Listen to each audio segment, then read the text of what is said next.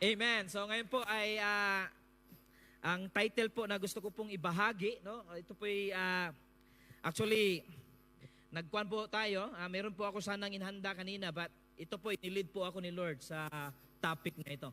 So ang title po is Christ Living Epistles. Can you say to yourself, Christ Living Epistles? Parang natutulog na ang mga gawin natin dito, Pastor Billy. Ulit. So, ulit po, Christ Living Epistles. Amen? Kasi buhay po, living yung pag-uusapan natin. Buhay, dapat buhay tayo. Amen? So, in our language, ay tinatawag po nating, ang subtitle po in our language is Buhay na Patotoo kay Kristo. Amen? Amen? So, ang tanong ko po sa ating lahat, tayo po ba'y buhay na patotoo kay Kristo? Taas ang kamay sa mga buhay patotoo kay Kristo. Taas ang kamay. Wow, hallelujah. Praise the Lord. So talagang mabuti si Lord sa GLM kasi maraming nagtaas ng kamay na tayo'y buhay patotoo sa ating Panginoon. So ang key verse po natin ngayon ay 2 Corinthians chapter 3 verse 2 to 6. No? So kung meron kayong Biblia, open your Bible. Kasi baka sasabihin nyo, parang iba yung sinasabi ni Pastor, no? So, kasi po, ang sinishare po natin dito is biblical, no? Mamaya po i-explain ko po, bakit kaya Christ Living Epistles? Alright? So, in 2 Corinthians chapter 3, 2 to 6, it says, You yourselves are our letter. Pakisabi po, kayo'y sulat. Pakisabi po, kami ay sulat. No? Written on our hearts. Ito po yung sulat ni Apostol Pablo na ang sabi niya sa mga believers. No? Sabi niya, you yourselves are our letter, written on our hearts, known and read by everyone. In verse 3, you must show that you are a letter from Christ, the result of our ministry, written not with the ink, but with the Spirit of living God. Wow, no? Napakaganda, no? No? Ito'y hindi sinulat sa tinta, kundi ang tayo ay sinulat by the Spirit of the living God. Not on tablets of stone, but on tablets of human hearts. Amen? So ang sabi rin sa verse 4, such a confidence we have through Christ before God. Not that we are competent in ourselves to claim anything for ourselves, but our competence comes from God. He has made us competent as minister of New Covenant. Amen? So ang tinutukoy po ng salita ni Pablo dito sa 2 Corinthians ay yung mga Kristiyano in New Covenant. So ibig sabihin, ang tinutukoy po dito ay tayong mga Kristiyano in this generation, no? Ang sabi rin doon, he is, ano ba yun? Saan ba ako? Sabi doon, but our confidence comes from God. He has made us competent as a minister of a new covenant, not of the letter, but of the Spirit, for the letter kills, but the Spirit gives life. Wow, praise the Lord. Purihin po ang Panginoon sa kanyang salita na ating nabasa. No? First, i-define po natin yung epistles, no? Para maunawaan nyo. Ano kaya yung ibig sabihin ni Pastor about epistles, no? Epistles. Ano po ba yung definition ng epistles? So, epistles is type of a letter, no? Sulat po siya. No, literal. Ang epistles po ay sulat. Tama ito, Brad. Okay. So, hindi po ako galit, ha? Kuhan lang po tayo. Excited lang na ibahagi ang salita ng Panginoon, no? So, ano po ba yung epistles? So, ang sabi po sa ating definition, so the word comes from the Greek word epistole, no, which is mean a letter. So, ang sabi rin doon, the difference from a regular letter is the word epistle describes. So, ang sabi po doon is a kind of a elegant or a formal letter that is often directed or sent to a special person or a group people. Amen? So yung epistles, it means hindi yung parang basta-bastang sulat lang. kundi sulat na ibibigay mo sa, like for example, kung mayroon kang sinisinta, may nililigawan ka, so binibigay mo ito sa pinaka-iniibig mo, no? Ganun po siya. Ganun po siya, hindi po lang siya parang letter for greetings, kundi ito'y malalim. No? Ito'y isi-send to a special person or a group people. So ang tanong ngayon, Pastor, what does have to do with us? No? No?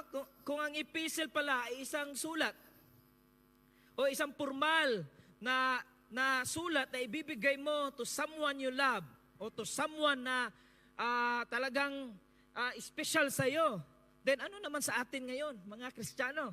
No? Ano naman sa atin ngayon? No? So ang gagawin ba natin? Magsusulat rin tayo sa ating mga kaibigan to explain the good news of God. Pwede naman, ha? Magsusulat tayo. I-explain natin na mabuti si Lord. Pwede naman. Pero ang sabi po dito, sa 2 Corinthians chapter 3, you yourselves are a letter. Amen? No? Sabi nga sa Tagalog, basahin ko po, napakaganda, no? Sa version ng Tagalog. Ang sabi ni Apostol Pablo, kayo mismo ang aming sulat na ito'y sinulat hindi sa bato, kundi sa tapiyas ng gawa sa puso ng tao. Wow!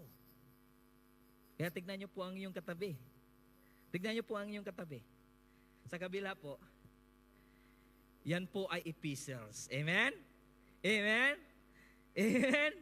So, ibig ko pong sabihin, mga kapatid, God is calling us to be His epistles to those around us. Amen? Tayo po'y tinawag ng ating Panginoon na maging buhay patotoo sa ating kapwa. Amen? Kaya mapapansin nyo, ako po, dati po akong Uber driver, no? Dati. Napapansin ko po, kapag pupunta po ng pub every weekend, nagpipilahan po, kahit malamig, nagpipilahan po yung mga tao sa pub. Pero sa church po, mamaya may masarap na pagkain, no? Pero minsan, nahihirapan tayo mag-invite. Amen? Amen po ba? No? Masakit mang sabihin, pero ito yung katotohanan, mga kapatid. Mahirap na mag-invite ngayon sa church. Mas madali pa mag-invite, punta tayo ng casino. Amen? Amen. Minsan nga, nahiya ka mag-invite sa church eh. Ayaw mong i-invite yung kaibigan mo o yung workmate mo sa trabaho dahil baka mabuko ka sa iyong pastor. Amen? Na? Minsan, ayaw mo mag-invite sa iyong family kasi ikaw, hindi ka buhay patotoo sa iyong family. Ayaw mong invite ang iyong family sa church, baka malaman na ikay hindi buhay patotoo kay Kristo. Amen? Amen? Kaya po, ang sabi po ni Apostol Pablo, kayo mismo ang aming sulat. Tayo mismo ang epistles. Amen? Kaya tinawag po tayo, God is calling each of us to be His epistles. Amen? Amen po ba? No, ang sabi rin po sa 2 Corinthians 5:18 and 20 says that God has given us the ministry of reconciliation and being His ambassador, and He is pleading with us to tell the world about His goodness and love. Wow. So tayo po'y mga ambassador. Tayo po'y representative ng Panginoon upang sabihin natin sa ating kapwa, kapamilya, kaibigan, kapuso. Oh, TBJ, baba. Showtime, ka-showtime. No? Ka-Itbulaga na hindi original na bulaga. Tayo po'y inatasan ng ating Panginoon na maging ambassador upang sabihin natin yung kabutihan ng Lord sa kanila. Amen? Amen? So it means you could live out a love letter from God through acts of service to a friend or to someone. No, dahil nahirapan tayo mag-invite. So kailangan ipakita natin sa ating gawa that we are Christ living epistles. Amen? Amen? Kasi minsan hindi mo na malalaman kung Kristiyano at hindi. No, naalala ko po, balik na naman ako sa Uber, no? Ang ganda kasi may mga experience, no? So ako po yung nag-Uber. So may sumakay po na mga babae na mga lasing. Tapos may isang puti. Sumakay siya. Tapos Christian music po ang kuwan ko, yung sa tugtugan ko sa sasakyan. Tapos parang hindi siya komportable kasi Christian music. So lumabas siya, tapos sinabihan niya ako, ihatid ko daw yung dalawang babae. Alam niyo po ba, kasi nagtulis po tayo, kasi nasa likod naman sila, nagkwento sila na ito, yung tao pa lang yun, yung lalaki pala yung pastor. Siguro hindi niya na-contain. Yung driver niya, pastor rin, hindi niya alam, no? Napil niya siguro sa espiritu, kinukonvict siya. Minsan, hindi mo na alam ang Kristiyano. Minsan nga, sasabihin pa, ay, Kristiyano ba yan? Ay, tamad yan sa trabaho. Ay, Kristiyano ba yan? Worship leader yan. Ay, ganun ba? Ay, marites yan. Wala namang marites dito, no? Sorry po.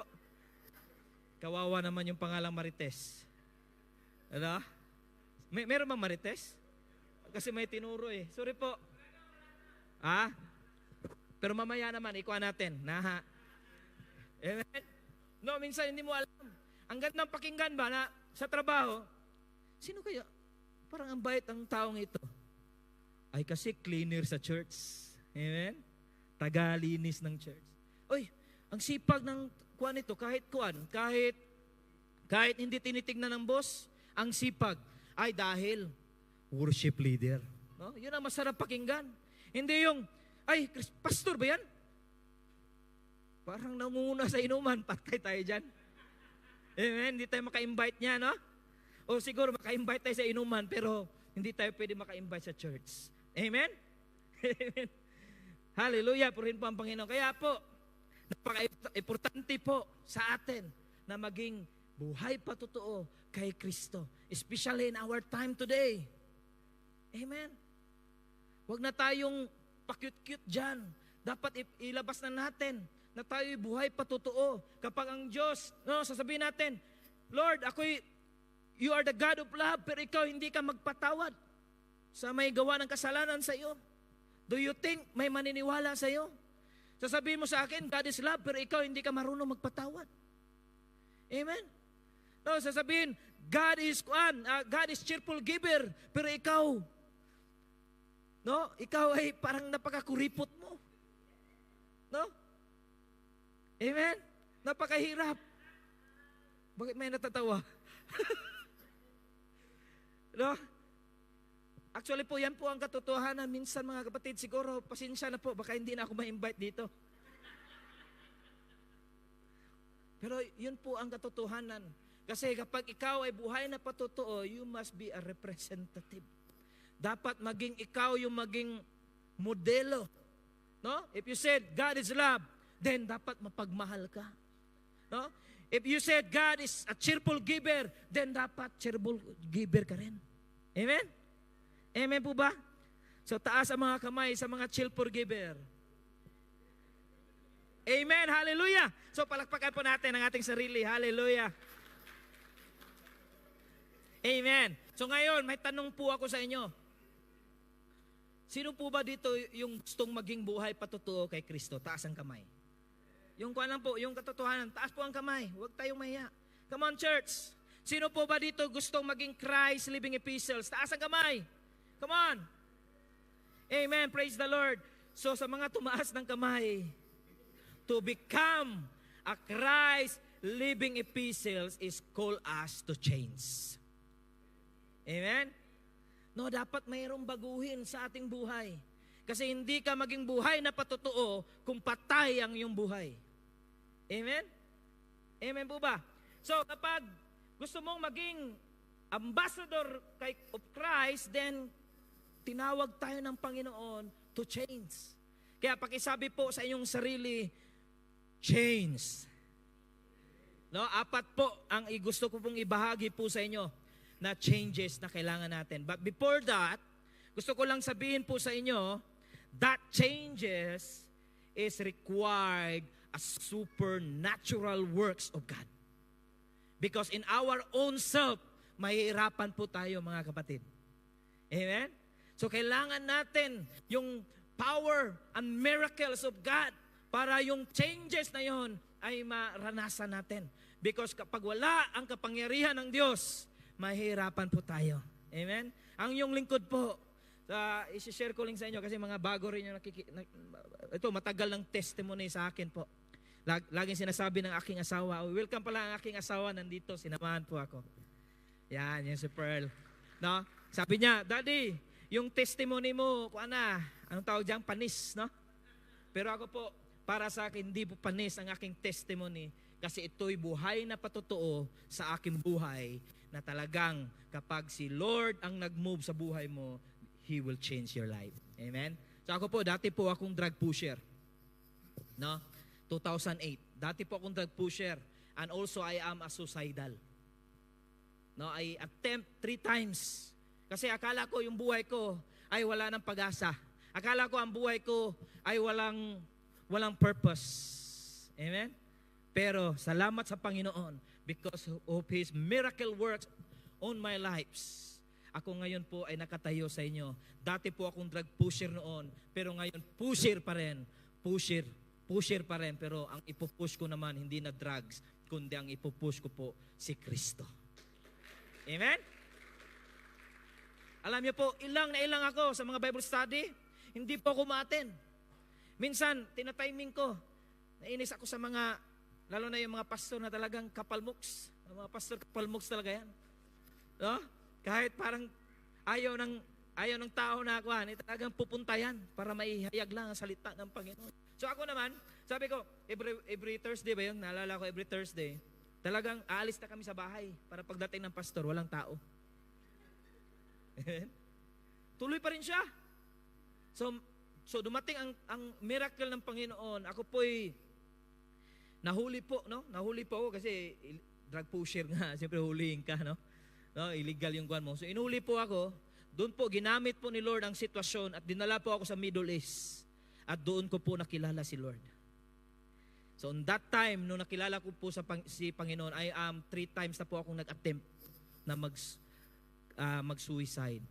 Pero dahil sa salita ng Panginoon, sabi niya, ito yung pinaka-favorite verse ko. I know some of you, yung Matthew 11:28, no? Sabi ng Panginoon, kapag ikay nabibigatan, lapit ka lang sa akin at ikay papahingahin ko. At through that word, na salita ng Panginoon, doon po nabago ang aking buhay. Amen? Amen? So it's text 2008, na born again ako 2008, no? Yung kalakaran ko noon is nag-start po 2007. Ilang years yun. No? Tapos, one thing, nagtatanong ako sa Panginoon, nung na-born again po ako, na-change ang buhay ko, nagtatanong ako sa Lord, Lord, meron kayang nag-pray sa akin? Kasi yung family ko, hindi naman mga Kristiyano. No? Nagtatanong ako sa Panginoon, kasi meron talagang nagpipray sa atin. No? Sasabihin ko po sa inyo, meron talagang nagpipray sa inyo. Hindi nyo lang alam. Alam nyo po anong nangyari?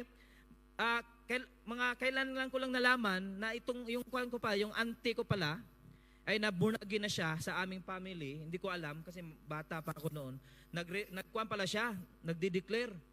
Nung nakita niya daw akong, kasi dinidetail niya, kasi ako dati po akong newsboy sa Pilipinas, dinidetail niya na nakita niya daw akong mga madaling araw na may dala akong bike tapos may newspaper ako kasi nagbibinta ko ng newspaper noon. Sabi niya, dinideclare niya daw na itong si Rick ay magiging lingkod ni Lord. No? Tapos na-amaze siya kasi nakita niya yung mga, siguro nakikita niya yung mga nagpipreach na ako, talagang ina-add-friend ako, tapos nagsabi sa, ikaw ba si Rick, yung kapatid ni ganito? So ako po, sabi niya, praise the Lord. Alam mo bang ni-raise, nag-praise siya sa akin, na maging lingkod ako ng Panginoon. Kaya po, kung meron kayong mga kakilala, mga kaibigan, kapamilya na hanggang ngayon ay hindi pa naglilingkod sa Panginoon, huwag kayong titigil sa panalangin. Amen? Sometimes kasi akala natin tayo yung Savior no? Sometimes kasi akala natin tayo yung mag-change sa kanilang buhay. So kailangan po ang kapangyarihan ni Lord, ang kanyang banal na Espiritu ay mag-move at mag-change sa buhay ng tao. Amen? Amen? Huwag po natin pilitin. Let God move His way. Amen? Hallelujah. So ngayon po ay Ano po ba yung sinasabi ko pong apat na susi na maging buhay patotoo tayo sa ating Panginoon? Number 1 po, mga kapatid. The key to become a Christ living epistle is desire. Pagkasabi po, desire. Praise the Lord. Talagang natutuwa ako sa kuwan. Talagang active dito, no? Ulitin mo natin, desire. Amen. So sa Tagalog pa, pagnanais. No? May pagnanasa. Kung gusto mong maging Christ living epistles, kung gusto mo maging buhay na patotoo sa ating Panginoon, then kailangan meron kang pagnanais. Amen? Mahirap naman yun. Ay, ayoko. No? Kung ka, maging buhay patotoo ka sa Panginoon. Ay, ayoko Lord. Ayokong bitawan to Lord. Amen? Napakahirap. Kaya kailangan po natin ng desire. So ano po ba yung definition ng desire? No, ang sabi po doon, ang desire po is to choose, no, to prepare or to wish or to be inclined. No, ang sabi rin sa Webster Dictionary, no, it defines desire as long for or craving, no, parang nagki-crave ka. Yun po yung desire. Hindi yung, sabi kasi ni pastor, sabi kasi ni leader, no, parang walang desire. So kung gusto mo maging buhay patotoo sa ating Panginoon, din kailangan pong meron kang desire. Amen? To crave something. No? So kung i-apply po natin bilang mga Kristiyano, so if we apply in our life, so as a living epistle, it means we must have a desire to follow Jesus. Amen? Gusto mo maging kabahagi ng kanyang kingdom dito sa New Zealand, then kailangan meron kang desire. Amen? Hindi ka lang napipilitan dahil may pagkain. No? Hindi ka lang napipilitan kasi sabi ng iyong leader, kundi kailangan meron tayong pagnanais na sumunod sa ating Panginoon. Amen? So our desire should be to walk with Jesus. No, craving to be with Jesus should be the mark of a Christian living epistles. Dapat doon, yun ang mark natin, na meron tayong craving. No, following His lead should be our desire. So ang tanong ko po sa inyo mga kapatid, do you desire or craving to follow Jesus? Parang dito na lang, no? Aside, kakalungkot. Ulit. Do you desire or craving to follow Jesus? Taas ang kamay. Baliktad doon, sabi ko, taas ang kamay. Amen. Kasi may kamera kasi, no? Makikita. So, sa mga nag-amen, no? Hindi na ako magsasabi sa mga nagtaas ng kamay. Kasi narinig ko halos lahat nag-amen, no? Sa mga nag-amen, desire to live a transformed life. Amen? Desire to live a transformed life. Because I will tell you now, if you are not transformed, you cannot be a Christ living epistles. Kasi walang maniniwala sa iyo, kapatid. Amen? Nalala ko po, dati ang aking asawa, kasi alam niyo po, dumating rin sa time, hindi naman backslide, parang nag-conform ako. Alam niyo po, dumating sa time na I try to push my wife na, kasi ang aking wife ay sagrado, kung rin siya kandado rin natin, no? Pero, so, napapansin ko, parang napapalayo patuloy ang aking asawa kasi hindi pala ako buhay na patotoo, no? Yung na-hurt ako, nung sabi ko, may conversation kami, sabi ko, invite kita sa church. Sabi niya, invite mo ko, ikaw, kuhan nga, hindi ka lugod-lugod ang yung mga ginagawa. Nahuli akong ng babae. No? Nakita niyang umiinom ako. So hindi ko siya madala. Pero praise God, when I desire to be transformed by Christ's likeness, kusa na po siyang sumunod. Kasi nakita niya sa aking buhay na ako'y buhay na patotoo kay Kristo, siya na po mismo ang sumunod sa Panginoon. Amen. Kasi minsan, anong nakalimutan ko? May dialogue tell me what your friends are. Tama ba? No? No? Ano ulit? Yan, di ba? Sabihin mo sino yung kaibigan mo, then sasabihin ko kung sino ka. Amen? Amen? So alam mo naman, dapat maging kwan tayo transform. Because you cannot testify Christ if in your friends, in your family, in your workmate, if you are not transformed. Amen? No, kailangan po, kung meron pa tayong mga bad habits na ginagawa natin sa ating buhay, kung meron pa tayong mga worldly values o mga selfish desires to your life, then you must transform. Kasi kung walang transformation, hindi ka magiging buhay patotoo sa Panginoon. Instead na mapalapit mo yung tao sa Panginoon, mapapalayo mo pa. Amen? Kristiyano ba yan? Ganyan kasama ang ugali. Hindi na ako atin dyan. Amen? At nakakalungkot, hindi ang pangalan mo, ang pangalan Rick, anong tawag dyan? Sa Bisaya pa is madaot. Ano bang Tagalog niyan? Pasensya po kasi kuwan po tayo Bisaya. Sino ba mga Bisaya doon? Taas ang gamay. Pwede pala tayo Cebuano version dito, Brad. Preaching na. So, ang pangalang Rick, hindi po masisira, kundi ang pangalang Kristo. Amen. Di ba kayo nakuan dyan? Di ba kayo nakonsensya, no? Ang pangalan ng ating Panginoon ang masisira. Okay lang sana yung tawagin yung pangalan mo. Sasabihin lagi, ay, Kristiyano pa naman. No? Amen. Kaya kailangan natin maging transform. Sabi nga ni Apostol Pablo sa Romans 12:2, no, desire to be transformed by renewing on our mind, then you will be able to test and approve what God's will is. Amen? Amen po ba? Kaya po, sa mga kapatiran, sa mga Kristiyano, sa mga living epistles na nandito ngayon, be willing to say no to those distraction and that desires, to those distraction na nakakasira sa ating Panginoon. Amen? Kapag sabihin po sa atin ni Satanas, stay ka there, stay there, stay there. Sabihin niyo po, no way, no way.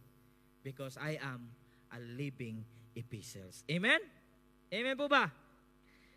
Hallelujah, po rin po ang Panginoon. So, kailangan nating mga kapatid, to become a living testimony, buhay pa totoo, dapat merong makitaan tayo ng transformation. Amen? Amen po ba? Hallelujah. So ngayon po, kapag sinabi po ng dyablo sa inyo, manatili ka dyan kasi masaya. Amen? Kasi ganun talaga, no?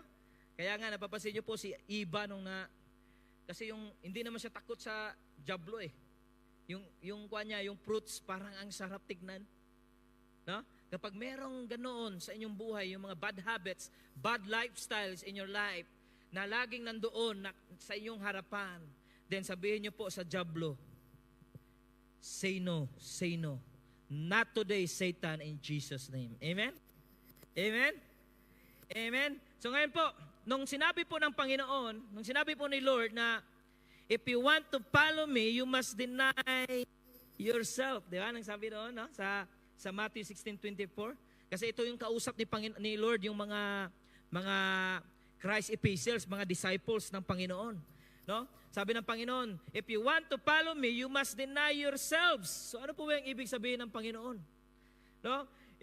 Ano po yung ibig sabihin ng Panginoon kapag sinabi niyang deny yourselves? So ibig sabihin, mga kapatid, our life as a living sacrifice, there is a part of us that must die to self. Amen? Amen po ba? So in other words, kung meron tayong mga behavior na kailangang i-change para maging buhay patotoo tayo sa Panginoon, then kailangan mamatayan. Kailangan i-deny mo yan. Amen? Kailangan i-deny mo yan. Kasi mahirapan tayong maging buhay patotoo kay Kristo. Amen? Kaya kung galit ka sa iyong kaibigan, huwag mo namang i-unfriend. Na? Patuloy lang. Magbigay ka ng mga encouragement quotes o something, o share mo yung mga preaching ng mga pastors. Amen? No, huwag na natin i-unfriend. Kasi masasaktan nyo, no? Ako nga nasasaktan ako kapag in-unfriend ako ng mga kaibigan natin na matalik pa naman noon, no? Matalik pa naman ngayon kasi nakakalungkot lang, in-unfriend tayo, no? Hallelujah, purihin po ang Panginoon. So ngayon po mga kapatid, so my question to you today, kung meron kayong bad habits or bad lifestyle, then Jesus is called you today to change. Amen? Huwag po nating hayaan na matatapos tayo sa gabing ito na walang pagbabago sa ating buhay because God called us to change. Amen? Amen po ba? So, pangalawa po, desire not to be conformed to the pattern or desire not to conform of the lifestyle of this world. So listen to this, brothers and sisters. So if you're already following or living the unhealthy worldly patterns in your life, remove them aside in your life. Amen? Tanggalin natin agad. Takbo tayo, katulad kay Joseph ba yun? No, takbo. Takbo tayo. Huwag tayong mananatili doon. Yes, magkakasala po tayo mga kapatid. Pero ang pangako ng Panginoon, 1 John 1:9, siya'y tapat kapag tayo ay naghumingi ng kapatawaran. Kaya nga sinulat yung John 1:9, kapag ka maghinawa, uy, nagkasala ako sa Lord para hindi na ako worthy.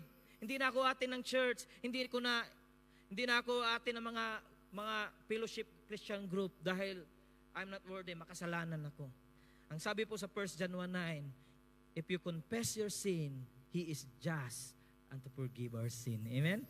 Kaya po sinulat ang 1 John 1:9 para kung tayo magkasala, still, papatawarin pa rin tayo ng ating Panginoon. Amen? Amen po ba? So, you will be able to become a Christ-living epistles, no?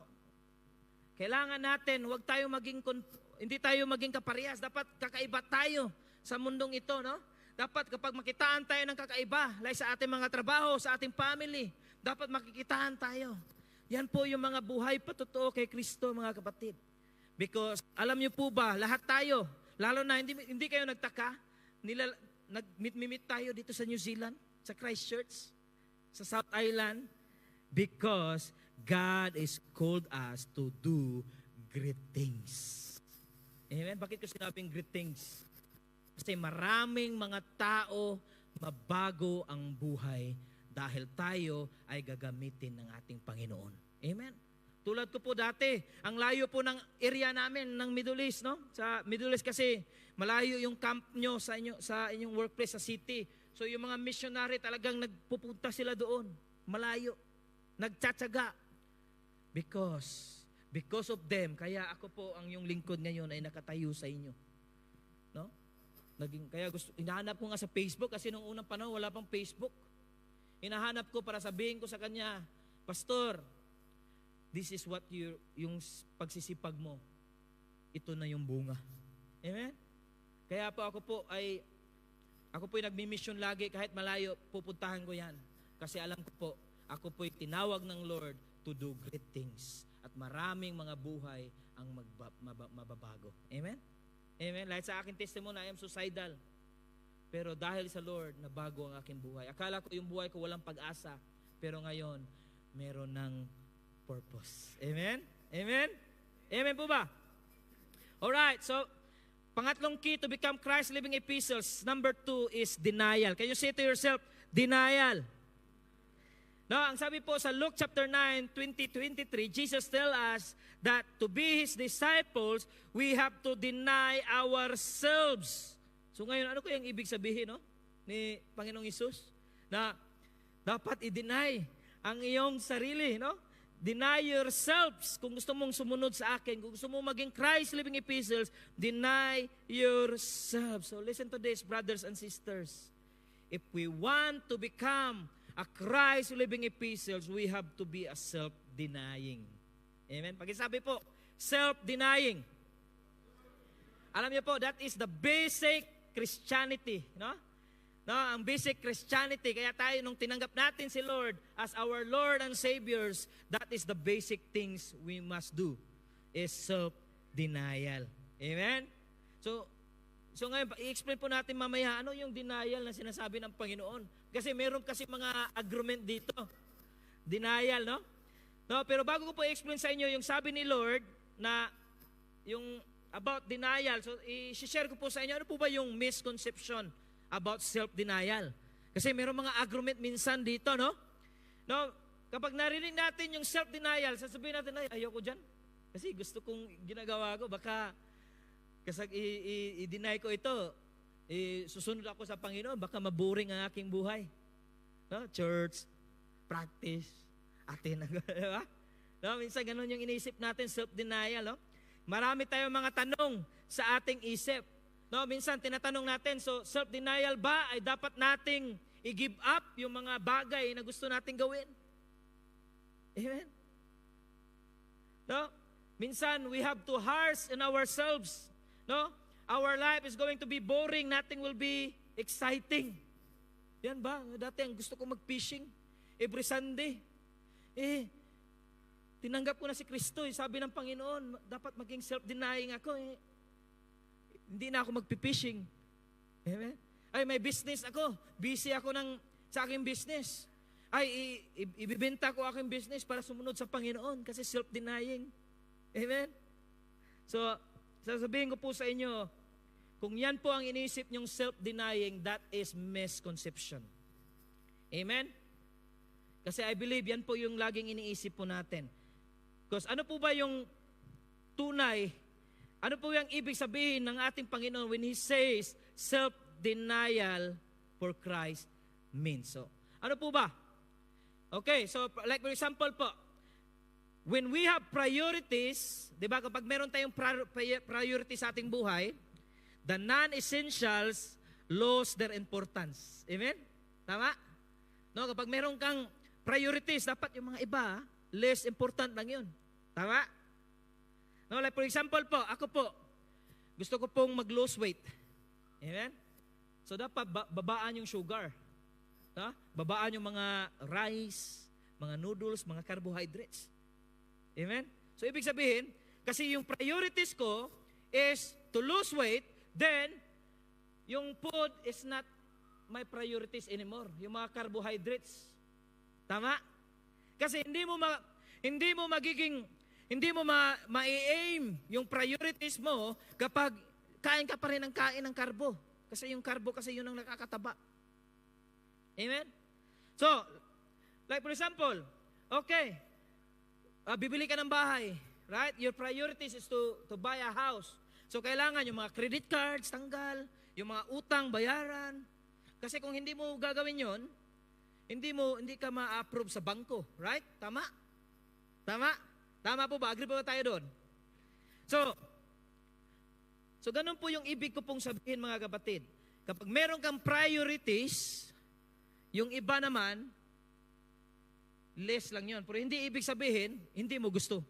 Hindi mo nagagawin. Tama? Because kailangan mo lang gawin na i-achieve yung priorities mo para makabili ka ng bahay, mag-lose weight ka.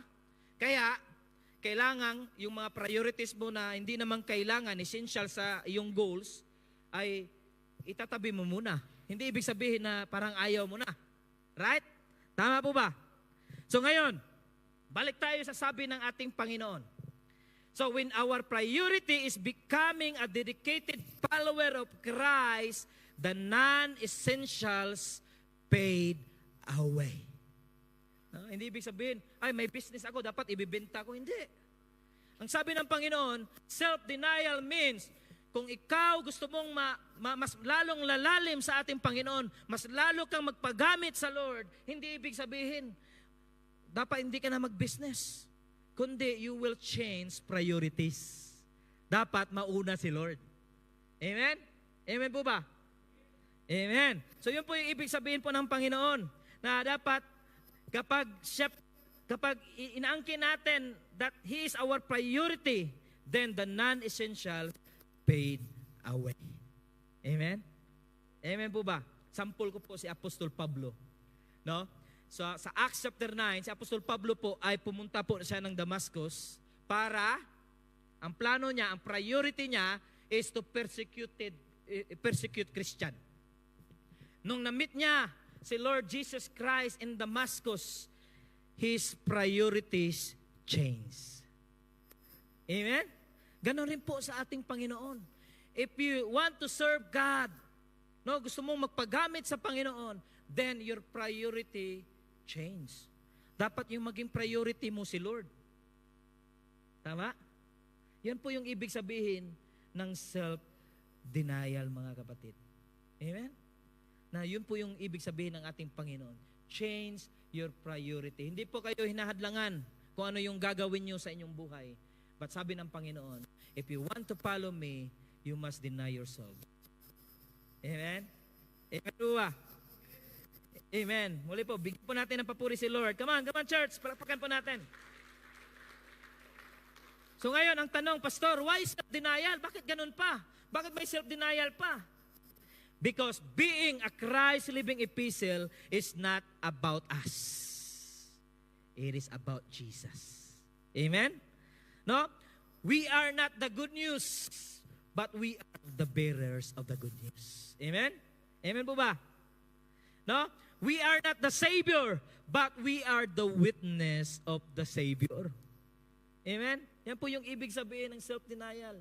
Hindi po dahil sa atin, kundi dahil sa Lord na nasa sa atin. Amen? Amen po ba?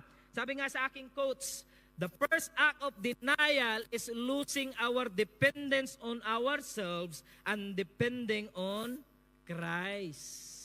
Yan po yung napakagandang kuwan. Dapat wala na tayong, hindi na tayo nagdepende sa ating sarili, kundi nagdepende tayo sa ating Diyos na buhay. Amen? Pangatlo po, no? Pangatlo po, the key to become a Christ-living epistles, number 3 is that. Pagsabi po, that. Yan. No? So, ang sabi po ng Panginoon nung when Jesus said in Luke chapter 9:23, take up your cross daily and follow me. No? Sinabi po ng Panginoon, kung gusto nyong sumunod, gusto nyong maging Christ-living epistles, take up your cross daily and follow me. So ano kaya ang meaning ng cross? Alam niyo po, sa panahon po ng ating mga disipulo, nung binanggit po ng Panginoon, take up your cross, alam po nila na cross mean death. Kasi ang mga apostol po, they are living in the Roman rulers on that time. No? Ang mga Roman po ay ginagamit po yung krus para i-crucify yung mga criminals. Kaya alam po ng mga disipulo ng Panginoon, mga Christ-living ni Lord, Christ-living epistles ni Lord, na ang cross na binabanggit ng Panginoon is mean death. Yeah? So ngayon, imposible naman, no? Kasi kung ikaw, bago ka lang, hindi ka malalim sa Panginoon, tatanungin mo, Lord, dapat ba akong mamatay para maging buhay pa totoo? Baka tatakbo sila kapag nabuhay ako. Imagine mo, may namatay dito, lamay, tapos biglang, tingin mo, hindi tayo tatakbo? Ako, tatakbo ako. Amen? So yan po ba yung ibig sabihin ng Panginoon? So ibig sabihin, kaya po mapapansin niyo po, ang mga disipulo, hindi nila masyadong naintindihan. Akala nila literal nga sinabi ng Panginoon, dapat mamatay ka.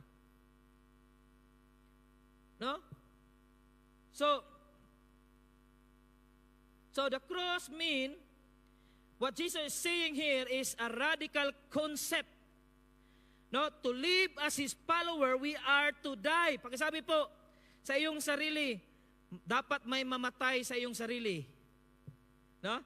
Pakisabi po, dapat may mamatay sa aking sarili para maging buhay patotoo kay Kristo. So ngayon, anong ibig sabihin ng Panginoon na tayo, bago tayo maging buhay na patotoo, ay dapat mamatay muna tayo. Kasi imposible po ang kapag literal ang ating pag-uusapan. Amen? Because it's very impossible to do physically. No? Na dapat mamatay ako para maniwala sila. No? Hindi po yan. Hindi po yan ibig sabihin ng ating Panginoon. So ngayon, sasagutin po natin yan sa Galatians chapter 2 verse 20, no? Basahin po natin. Ito po yung sulat ni Apostol Pablo, no? Sige, Galatians 2 chapter 20. Ang sabi ni Apostol Pablo, I have been crucified with Christ, I no longer live. Pero buhay si Apostol Pablo nung sinulat niya yan. Hindi po siya patay noon. Pero ang sabi niya, I have been crucified with Christ. Wala siya nung pinako si Lord. Pero sabi niya, I no longer live, but Christ lives in me. The life I now live in the body, I live by faith in the Son of God, who loved me and gave Himself for me. Amen? So, iba yung ibig sabihin ng ating Panginoon. No, si Apostol Pablo po, buhay siya. Nung sinabi niya na ako'y patay, because si Kristo ay nasa akin, sa akin na buhay. No, ano po ba ibig sabihin ni Apostol Pablo? Balikan po natin yung nung panahon ng Acts 9. Di ba, nung pumunta po si Apostol Pablo doon, nung na-meet niya si Lord Jesus Christ, on that day, na na-meet niya ang Panginoon sa the road of Damascus, the life of Paul changed forever. Nabago ang kanyang buhay. At hindi lang po siya nabago on that day, kundi nabago siya araw-araw. Amen? No, same with us. No, hindi man dramatic yung na-meet natin si Lord. Katulad kay Apostol Pablo, pero noong tayo niligtas ng ating Panginoon, we are no different from Paul. No, hindi lang po tayo nabago, dapat isang araw lang nung tinanggap mo si Lord. Isang araw ka lang nabago, bukas tagay ka na naman ulit. No? Hindi yon. Ang ibig po sabihin ng Panginoon na dapat take up your cross daily, dapat mamuhay ka na laging buhay patotoo kay Kristo. Amen? Yun po ibig sabihin niya, take up your cross. Kasi patay ka na, it's not about you, it's about Christ who is in you. Amen? Hindi ikaw dapat purihin, kundi si Lord na nasa iyo. Amen? Na hindi mo sabihin, ako'y matalino, magaling ako mag-preach, theologian ako, hindi about you. It's about God na nasa iyo. Yun po ibig sabihin ni Apostol ng Panginoon, that take up cross daily. Ang ibig sabihin, dapat lagi mong itataas si Lord sa iyong buhay. Hindi lang ngayong araw na ito sa Sunday, kundi every day of our life we must glorify God. Amen? Amen po ba? Because when we come to Jesus, we die there. We should no longer live for ourselves. Our old life is now dead. The life we live now should be Christ living through us. Kaya nga, napakasarap na maging buhay patotoo tayo sa Panginoon. Hindi tayo dapat magiging discouraged sa iba. Amen? Dapat maging buhay patotoo ka. Yang kapatid na yan, mapagmahal. Kasi si Lord mapagmahal. Yang kapatid na yan, marunong magpatawad. Kasi si Lord nagpapatawad. Amen? Amen po ba? Kasi hindi na tungkol sa iyo, kapatid. Hindi na tungkol sa ego mo. Hindi na tungkol sa pride mo. Hindi na tungkol sa iyo ang buhay mo nung tinanggap mo si Kristo. Kundi tungkol sa Diyos na nasa iyo. Amen? Na yung sinuko mo ang iyong buhay sa cross nung tinanggap mo ang ating Panginoong Hesus, namatay na ang iyong old self. Kaya huwag ka nang magmalaki sa iyong sarili. Dapat ang ipagmalaki mo si Lord na nasa iyo. Amen? Amen po ba? So tapos nagkuan po siya, nagpaluap po si Lord ng requirement. Sabi niya, take up your cross daily and follow me. No? Sabi niya, how can we carry our cross every day? No? Paano natin makikarry yung cross natin every day? Tandaan niyo po natin, every morning when we wake up, let's praise God. Lord, today, I pray, Lord, nawa ay mapurihan ko ang iyong pangalan sa aking mga gagawin ngayong araw na ito. Amen? Kung bumagsak ka, nagkasala ka, bukas pagising mo, Lord, muli o God, panalangin ko, Lord, nawa ay mapangaralan ko ang iyong pangalan. Amen? Yan po yung ibig sabihin daily. Every day of our life, we must glorify God. Amen? Amen po ba? Kung sumablay ka man ngayon, bukas ng umaga, bangon ka ulit, ibigay mo sa Lord. Amen? Kaya nga sabi niya, daily. Amen? So panghuli po, at this is my conclusion, no? Ang panghuli is decision. Amen? Pwede tumayo lahat? No? Ang panghuli po is decision. Na? So kahit po, nagsasalita po ako dito sa inyo, hindi ibig sabihin na lahat kayo ay susunod sa akin. Amen? Sa mga sinasabi ko, hindi ibig sabihin na anumang word ni Lord sa inyo, sa inyong puso ngayon, hindi ibig sabihin that automatic you will be changed. Amen? So kailangang merong decision sa iyong puso. Kung gusto mong magpagamit sa Panginoon, kung gusto mong maging buhay na patotoo kay Kristo, then you must decide. Amen? Kasi meron po tayong, binigyan po tayo ng free will sa Lord. Amen? Amen po ba? But I believe tonight, ang salita ni Lord for us tonight, ang sabi po ng Panginoon, kapag tayo po hanggang ngayon ay namuhay sa kasalanan, hanggang ngayon kung tayo po ay namuhay, meron tayong mga bad habits, meron tayong bad lifestyle, Jesus is telling you right now today, mga kapatid, mga Christ living epistles, nakaharap ko ngayon, ang sabi po ng Panginoon, He calls us to change. Amen? Kailangan lang natin magdesisyon. It's up to us. Amen? Kasi si Lord, hindi naman namimili. Amen? Naalala ko po, may nagtanong sa akin, no? May Christian kasi na chat group kami. Nag-gather siya ng mga Christian. So, in-add friend ako. Nagtatanong siya, kung may tanong ka sa Panginoon, ano yung itatanong mo? Sabi ko, I think I will not answer that question. Siguro ang sagot ko sa tanong mo, instead na magtatanong ako sa Lord, kundi ang gagawin ko, magpasalamat ako sa Lord. Amen? Kasi napakabuti po ni Lord. Alam niyo po, ang buhay ko po, mga kapatid, naisip ko nga noong panahon, sabi ko, Lord, sana Lord, nung kabataan ko pa, kasi naalala ko noon, nung ako kabataan, nung ako'y bata pa, mga teenager, sabi ko sa isang pastor, kasi na-impress ako.